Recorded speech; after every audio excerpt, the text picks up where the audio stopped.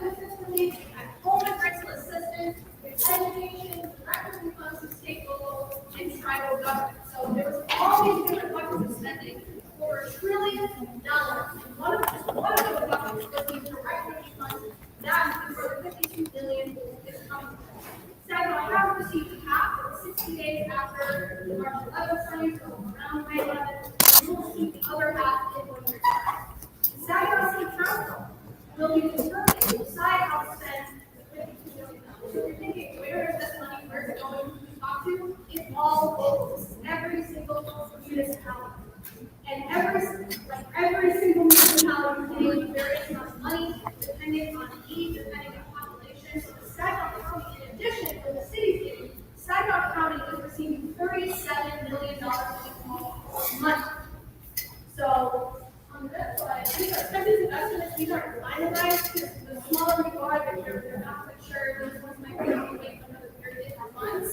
But First Township, almost $1 million. BB, 800,000. Carlton Township, 557. Hatchville, 464. Saginaw Township, almost $4 million. And again, these are all in addition. Nobody's sharing. Nobody's trying to share. These are each and every municipality is getting these funds, and the state government is getting its own fund, and tribal nations are getting their own funds. It's a pretty amazing. Piece of legislation. So, this massive piece of legislation, we have just sworn a little bit on what's called the Treasury guidance.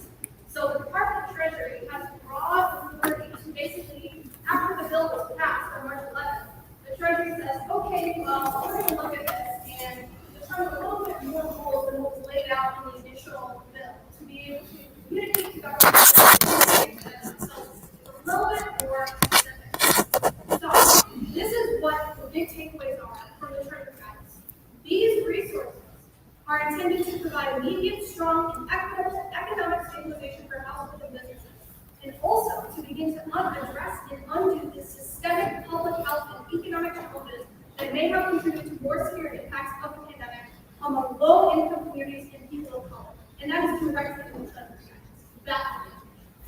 The guidance encourages governments to engage with constituents and communities in developing plans to use these payments, given the scale of funding, and to broader economic recovery and rebuilding. Explicit information uses outlined in the guidance are not exhaustive. That's it. That is it. Cities and counties can make a case for using funds for specific purposes as long as they're related to responding to COVID-19 impacts. And what do they say? They know that public health and economic challenges contribute to those impacts. So that's where this project comes from. So if you've seen the Treasury guidance, you may have heard that the Treasury guidance right now, and I'm using one encouragement, the Treasury guidance is called the interim final rule. And there's some confusion about that. Basically, the Treasury guidance, so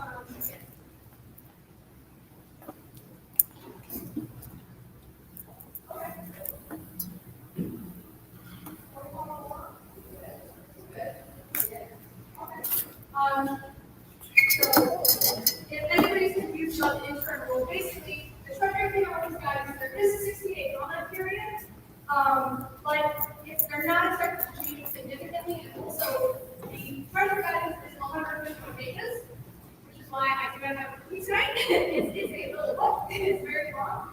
But these are the key takeaways, and there's specific questions in there on things that might change. Very minute details about like taxation, which comes as allowable use funding in very specific categories. But the broad ideas are there. They're not going to change. The underlying spirit of Treasury guidance is not going to change. And there's a link. Obviously, you can't type it, but if you wanted to go to it, localities can submit public comments on the rules.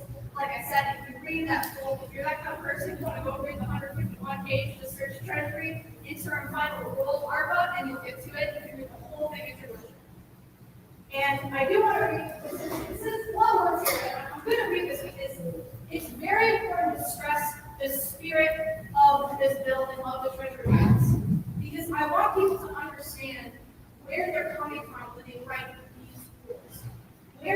How they want us to think about how to spend this money. Because too often we've been told, if you get a big pot of money, it's got to go this very specific thing, only use it for this purpose for this year and nothing else. If you do something else, they're going to get sued and you take the money away. We're used to things like that. This is different. This is directly pulled from the Treasury Act. I think it's from like page 41 or something. So state, local, and tribal governments are encouraged to use payments from the fiscal recovery funds, the ARPA, to respond to the direct and immediate needs of the pandemic and its negative economic impacts, and in particular, the needs of households and businesses that were disproportionately and negatively impacted by the public health emergency. As highlighted above, low-income communities and workers and people of color have faced more severe health and economic outcomes during the pandemic, with pre-existing social vulnerabilities like low wage or insecure employment, concentrated neighborhoods with less economic opportunity, and pre-existing health disparities likely contributing to the magnified impacts of the pandemic. The fiscal recovery funds provide resources to not only respond to the immediate harms of the pandemic, but also to mitigate its longer-term impacts in compounding the systemic public health and economic challenges of disproportionately impacted populations. Treasury encourages recipients to consider funding uses that foster a strong, inclusive, and equitable recovery, especially uses with long-term benefits for health and economic outcomes. And the reason I'm smiling is that these words are coming from the United States, our Treasury, from the Biden administration. And hearing that the United States government officially recognizes the pre-existing social vulnerabilities and the direct social issues that lead to disproportionate health outcomes is amazing. Michelle, that's amazing, right? It's amazing. This is why I'm here. This is why we're all here. Because elections matter. And the fact that we have an administration that's recognizing this and that is giving us money for us to use to address our own systemic vulnerabilities in our communities is something that is new. I don't think it's happened before, especially with the Treasury themselves recognizing. So I'm going to go through these next slides kind of quickly because these are just ideas of what to use it on. You don't have to use it on any of these things, but it just shows the numerous considerations, the numerous examples that the Treasury has for what's allowed to use this. So under public health, address public health disparities, strengthen covering people with low incomes. So we've got vaccination programs, public health surveillance, enforcement of public health orders, enhancements of healthcare capacity, purchase of PPE, providing paid sick and family leave, public employees, support for prevention in living facilities like nursing homes, incarceration settings, homeless shelters, group living facilities, enhancement of public health data systems, capital investments in public facilities, housing, support housing programs, development of affordable housing vouchers and assistance relocating to neighborhoods, and reducing the concentrated areas of low economic opportunity. Premium pay for essential workers, and they've got a lot of numbers there. What counts as an essential worker? A lot of words. Premium pay is one of the more barrier marks for the definition. Public safety and health staff, evidence-based community violence intervention programs can be used for payroll, recovery benefits. Now, this is a really crazy one. Treasury funds to non-government entities. You don't really see this. So the top one is kind of standard. Special purpose districts that perform specific functions such as fire, water, service, and treatment. Governments can also transfer money to nonprofit organizations. That's kind of strange. It doesn't happen a lot. So 501c3s or C4s do community. So this is actually a very really tough of it. There's a couple things you cannot do that are highlighted in the actual legislation. You can't use it to offset tax cuts or contribute to pension funds or a pension program. You can't fund debt service with the settlement for judgments. You can't deposit into rainy day funds or financial reserves. You can also, municipalities cannot make up lost revenue for new cities. So that's like a lot of city council people be like, oh, okay. That's kind of like municipality things. Like, oh, you can't use it for this and this and this. This is a good thing. You can't put money in these companies. That means there's more money for public services, affordable housing, all that stuff. So now, The ones that are laid out there, again, this is not a exhaustive list. This is not even what's in the whole treasury guidance. Those are just very small examples. If you wanted to do direct impact, if the city of Saginaw decided they wanted to do $1,000 check for every single resident of Saginaw, they could do that. If they decided they wanted to implement a bunch of community parks, they could do that. Right? Hey, I got the mic. They could do that.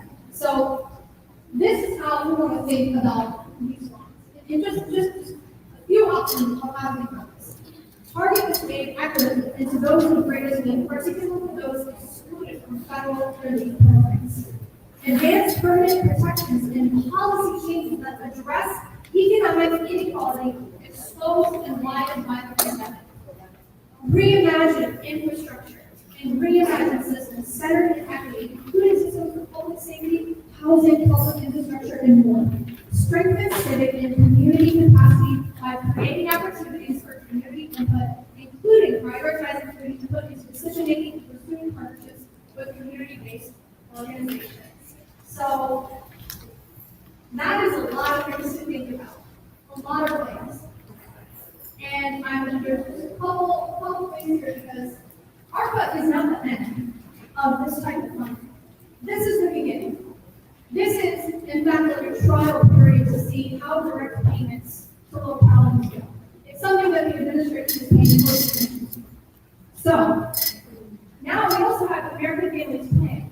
This is not passed yet, so this is not finalized, but it is a priority for the Biden administration. There's a good chance that this will pass sometime in the future. There are things that might be pulled in and might be pulled out, but I wanted to go over this in the American Jobs Plan because I want people to think about the possibilities in the future with all of the projects and all of the things that's happening. The American Families Plan, and this is the White House plan right now. At least 4 years of free education, universal preschool, 2 years of community college, direct support for children and families in terms of child care costs, extending tax cuts for families with children and American workers. That's a lot. That's a lot right there. And that's coming down the pipe. Also coming down the pipe, the American Jobs Plan, which is $2 trillion of funding. That's bigger than ARPA. And this is the big infrastructure plan. This is the Build Back Better that we're talking about. This is basically the Build Back Better promise coming to fruition. In the American Jobs Plan right now, again, plans are subject to change, but it will give you an idea of what they're looking at. Fixing highways, building bridges, electrifying railways, reconnecting urban neighborhoods, off by highways. Reconnecting urban neighborhoods, off by highways. Who's going to cut off by highways? That's right, Saginaw. All right, Saginaw. To prevent clean drinking water, removing lead pipes, or remove electric grid with clean energy from high-speed water. Modernizing schools and child care facilities, funding affordable housing, funding homeless community-based care for the elderly and people with disabilities. Ooh, that's better. Hello.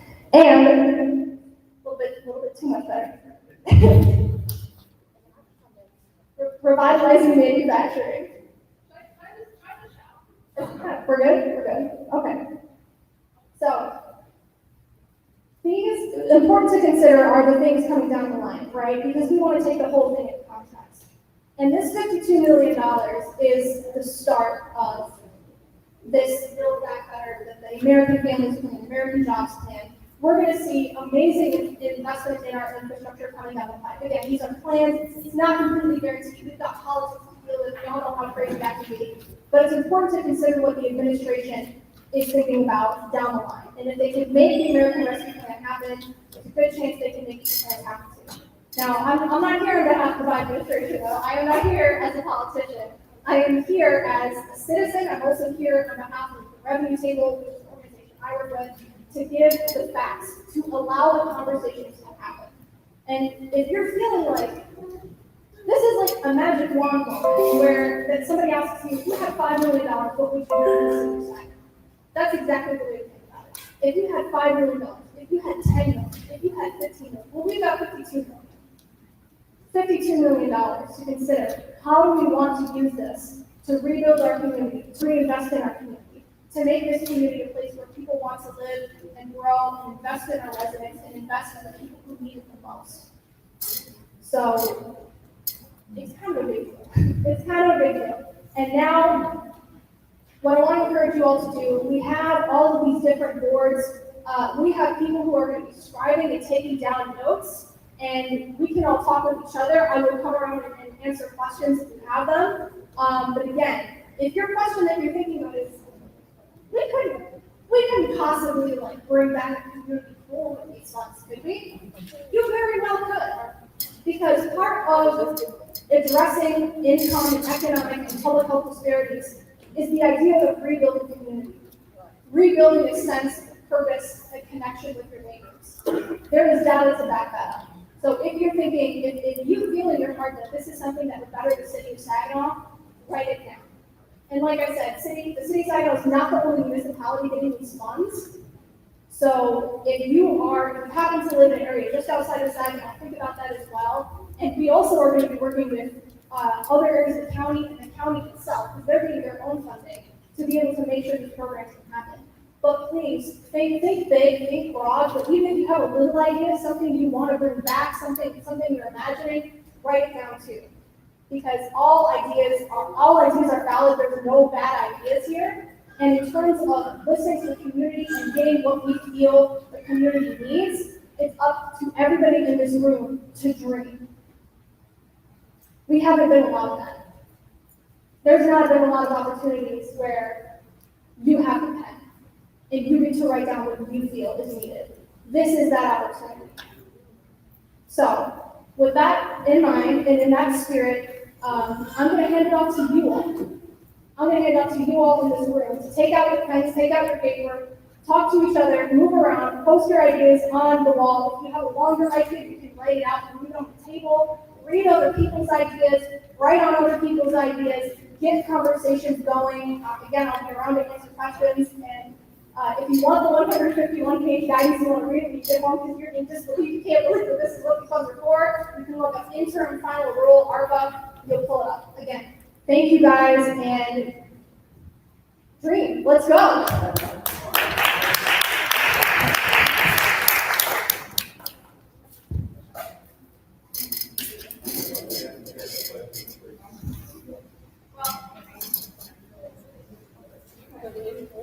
Stand up, you're going. I'll be listening.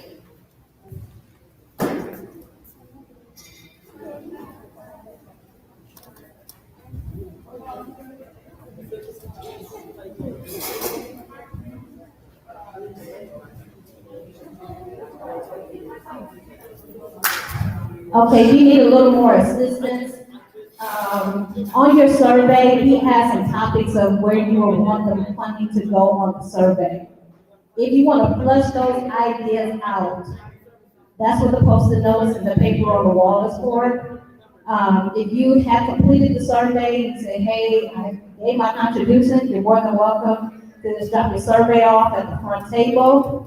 But the thing is that everyone has a marker, so you can just go on and you can just actually write on the walls. Any wall that has an empty paper, you can go ahead and put your jot your thoughts down. I know that was a lot of information, but hey, in a nutshell, this is what we can spend the money on. So if anyone have any questions or just need that to start out, I'm turning it over to Pastor Lauren.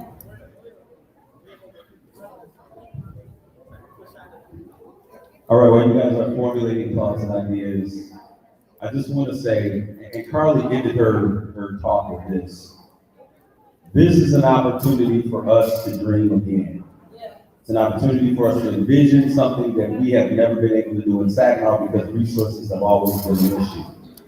So when we look at what has happened in our communities over the past 14 months, a lot has been exposed in our community in terms of where we have serious disparities in our educational systems, in our healthcare systems, our children. There's a serious problem with violence. So I hope we keep in mind the gun violence that's happening in our community. What is that? That's a symptom of a greater issue. What are the issues and the things? Lack of opportunities for young people. So when we think about this, think about things that would be sustainable, something that we can create that can continue to grow. This is, if you were given a test and they told you how you score on this test determines how much you get on the next opportunity, think of it in that manner as well. So if you guys have, is everyone putting their ideas on the board? If you have ideas, we'd like you to get those ideas from the tables to the boards. We're gonna start talking about some of those ideas that we put on those boards, on the posted pages. And back, please, everyone, whatever your idea is, no idea is too small or unnecessary. We need all of your ideas.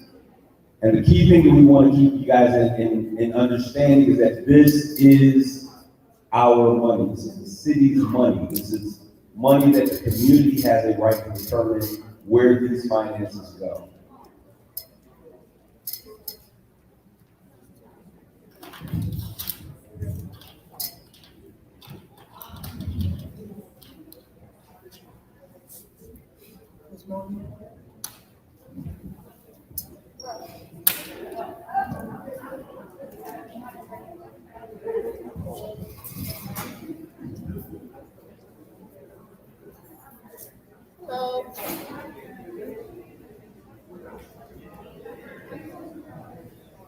I'm not my mom. Yeah, mom right there. Right there. That's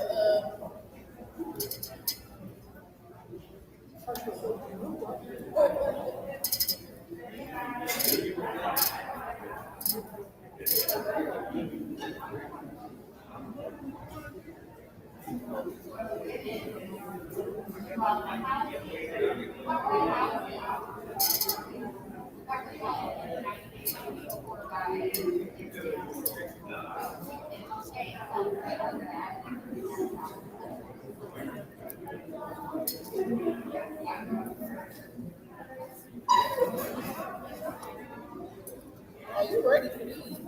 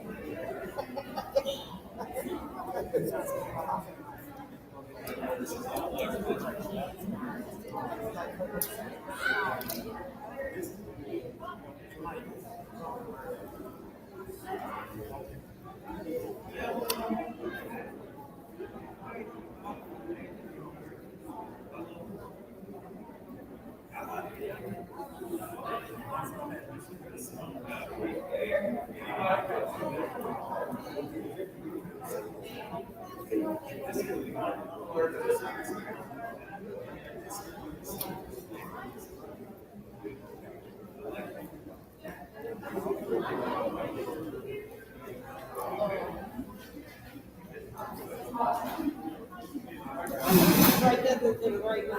Yeah. Here, right.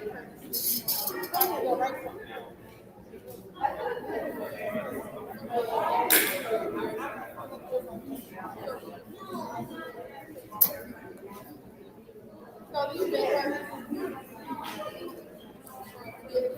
Yeah, she's from there.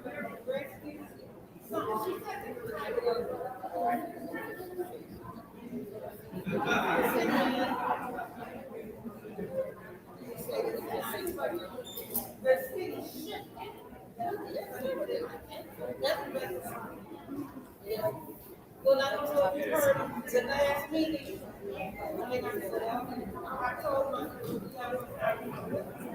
y'all be talking to them, but y'all not. As soon as I saw that, I just kept saying, I'm not going to. Like we have extended day.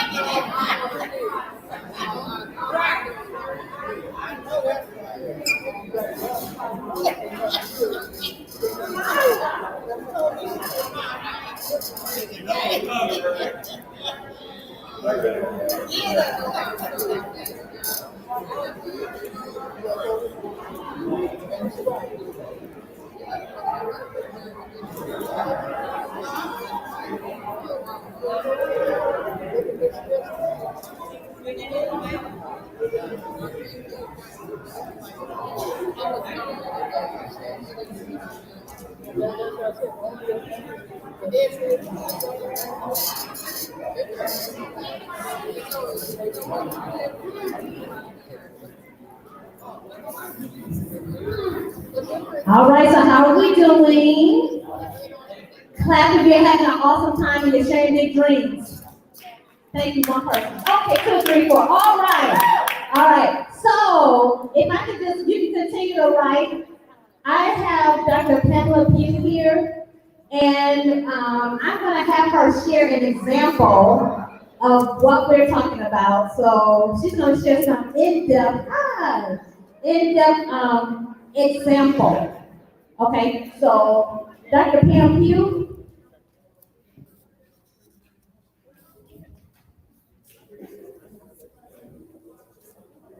Good evening. It's so good to see all of you all. I know many of us haven't been out too much, but I just wanted to talk about, as Michelle mentioned, an opportunity or something that we've been working on for some time. When I say we, I want to say that Michelle in First Ward and her staff, as well as Saginaw County Community Action Committee, have come together to lead the planning for this very exciting opportunity that we have. We know that here in Saginaw County, 60% of our land is used for farming and agriculture, but the city of Saginaw is still a food desert. And so we know that as we talk about health, as we talk about COVID, as we talk about anything else, if we do not have good food, if we don't have access to good food, then we cannot talk about health in a well-rounded way and in an equitable way.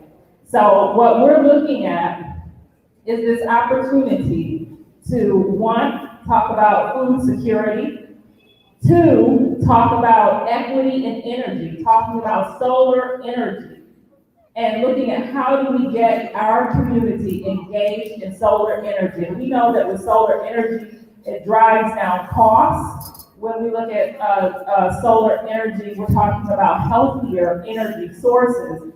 But how many people know that solar and wind energy and the health sector are one of the most prominent or one of the areas that we know is growing when it comes to jobs and the economy?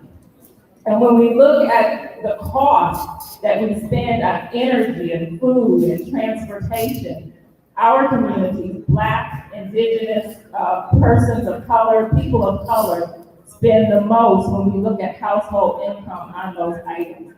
So I just want you all to know that First Ward Community Center and Saginaw CAC have come together, and that's a big deal, because those are two separate entities with very distinct roles and very purposeful roles in our community, but they've come together and they're leading an effort to work with churches, community organizations, surrounded by a national niche of advisors that have come together and are leading an effort called the Saginaw Sustainability Endowment.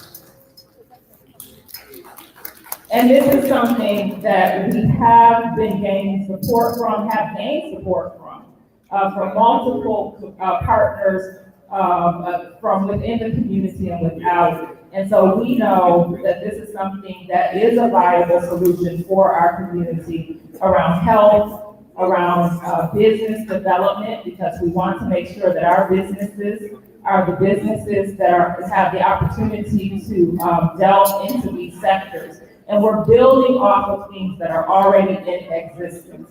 Youth programming that's here at First Ward, weatherization and housing program that's available through CAC, and bringing together seniors. But when we talk about Indaba is an African word, and it means a collective, bringing everybody together. And we're going to use that to build health, to build food security, and solar and energy equity. And so we're really excited about this project. We've already had 2 proposals, and we also want to make sure that the county and the city has already signed on as a partner, know that this is a solution. And let me just be clear. This is an effort that is led by BIPOC-led organizations. First Ward Community Center and Saginaw CAC have been serving this community for 140 years. 90 years here. These are the organizations that are first to be called upon when there's a crisis, and COVID is a huge crisis, but it's not our first. But these are the organizations that are first to be called upon. They're the last to be funded, and they're also the slowest to recover. But we are going to support them. We are going to have their back, and we are going to help them to diversify how they help the communities that they serve. And they are beyond capable of leading these efforts and getting these dollars and making sure we take care of our communities, the communities they've been serving for over 100 years. So thank you for this opportunity, and I'm so excited. All right, we're doing this, y'all. So I just want to do a shameless plug. Actually, it's an awesome plug. First Ward will be 90 years old on June 15th this year. So this is like us rebounding. COVID took us out, but we're back. And I just wanted to shout out my First Ward family. I got Jennifer Hall right here. Part of our production team, Melanie, part of our Wendy Schwaler and Corinne Dalton, David Rogers, Fred Harvey, Eric Henderson, and Louis Stevens. So we're a small crew, but we get some things done. So, hey, here's the thing. I am so grateful that each and every one of you are in the building. If you feel like you have fleshed out your thoughts and you want to go home and have another opportunity, the survey you filled out, you can continue, you can submit another one, there's more ideas come, and we'll actually reach back out to you through text messages for more information when the next one will be. If you are interested, your organization is interested in hosting a community conversation, please let us know. I mean, have conversations at your home with your family. Memorial Day is coming up. You know, do something creative and fun to see how you want to spend the money. And bring that information back to us. So with that being said, I do appreciate our council members being here. I appreciate you all being here. We got Ms. Evelyn McGovern here for Women's of Color. Thank you so much for being here. We got Miss Donna here from the mayor's house. Thank you for being here. We got so many people. If I have missed you, and I'm sorry. We family. So I just want to say thank. Oh, we got Destiny Johnson Bradford from RCO. Now let me tell y'all something about RCO. RCO is the men's shelter that's here, and it's being run by Destiny. Destiny is stand up, Destiny. Let's see you, girl. Destiny right now is housing men that are being displaced, either from out of jail, out of the hospital, mental health issues. But she is actually pulling the weight for our men in our community. And I just want to shout her out for the great job that she is doing. She is First Ward's neighbor, and we want to make sure not to forget RCO. The work that they're doing is helping our men get back on their feet. Now, the majority of the men are not from our community. However, they're in our community, and we're going to continue to support Destiny, RCO, and the work that she's doing over there. So Destiny got a lot of hats that she wears, because she's also responsible. She serves on the homeless consortium. So anything that has to do with homelessness, we want to make sure that you funnel it over to Destiny, because we just found out that some of our young people that are struggling with substance abuse are finding themselves homeless, and they have to have somewhere to go. And if they're a young man, 18 and over, more than likely they come to Destiny. And so we want to make sure that we're continuing to support Destiny. So she's right there, so get her information, find out what she's doing, and let's pitch in and help our organizations help our citizens.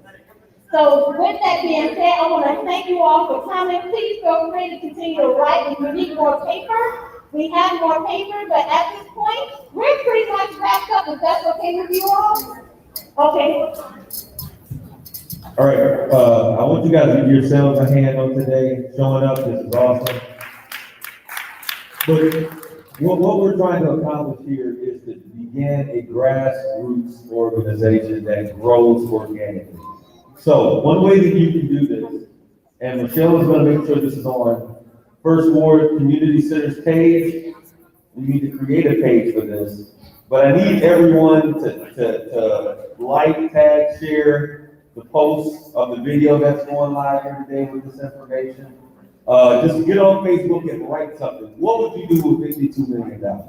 Our city's getting $52 million. You have to begin, when you begin to post, you begin a circle of influence that we can then continue to engage people as we build this coalition. So let's make sure you like, tag, share, post. What's that? What'd you say? All right, so you still have time to do it right now. If you have not filled out your survey, please, honestly, let's get on there. Have you shared it to First Word page yet? Michelle? The video. I am the director. Okay, it's on my page, Kareem Bowen, go to Kareem Bowen, go to Straight Talk, any of those, let's like, tag, and share that post. Let's begin doing that so people begin to understand. Post on your page, what would you do with $52 million? You know, wake up Saginaw, all right.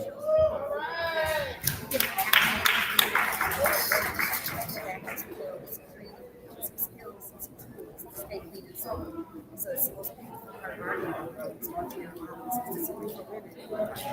And they have together visits, and we just had one of our meetings in the town.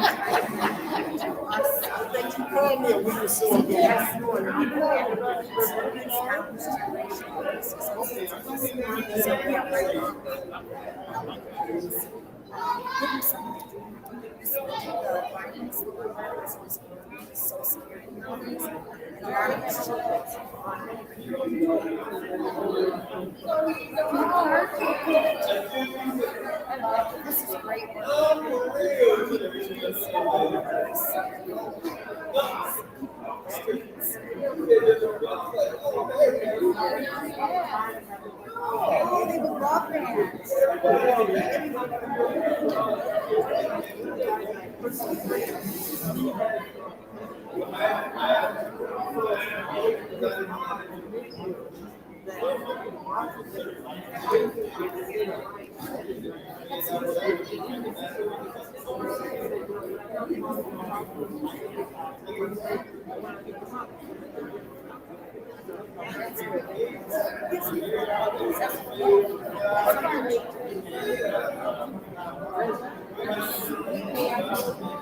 Yeah, so his mom's and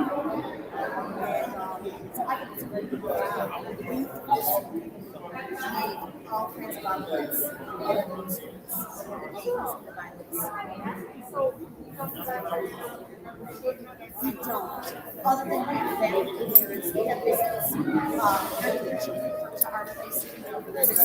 Most of them are the low CPS visitation. We're in the process of absolutely.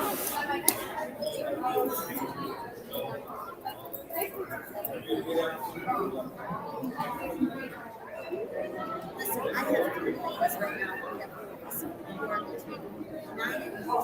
9 and 12. And they are not living with their moms because the moms are but they come all the time. This would be a great outlet for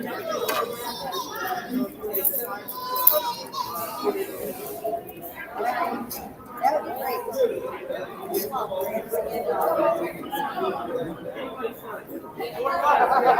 We're already thinking, but no, this is a great outlet. Yes.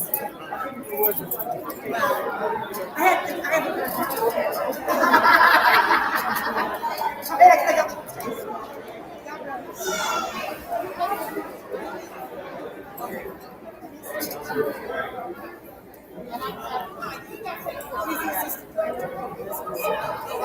That's great.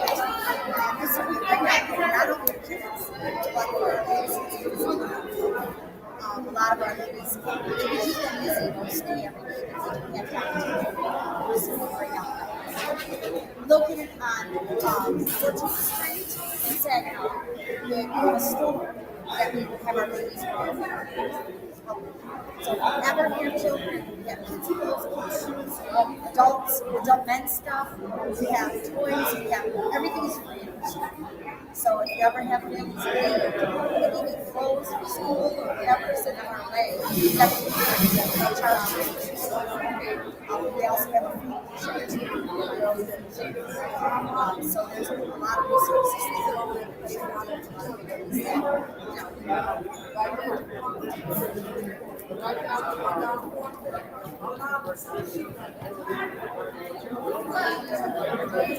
furniture, beds, they can get a place and help with furniture. So yeah, we're right on the corner where the Emmaus house is. The address is right on the corner. Oh, so nice to meet you. Absolutely. Nice to meet myself.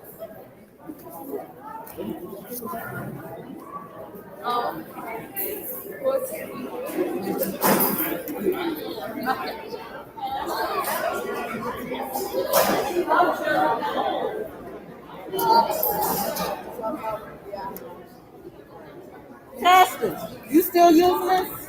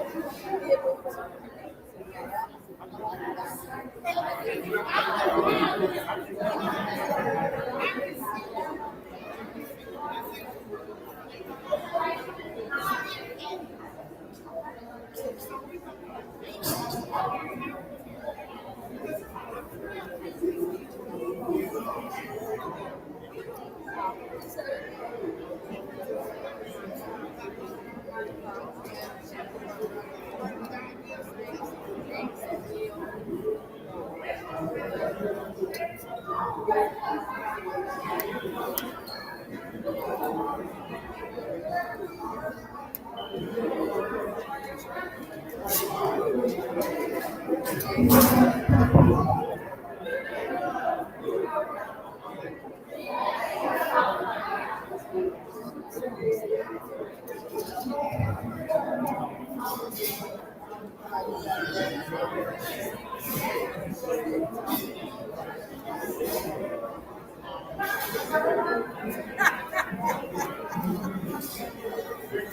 gonna have this nice meeting with everything up there?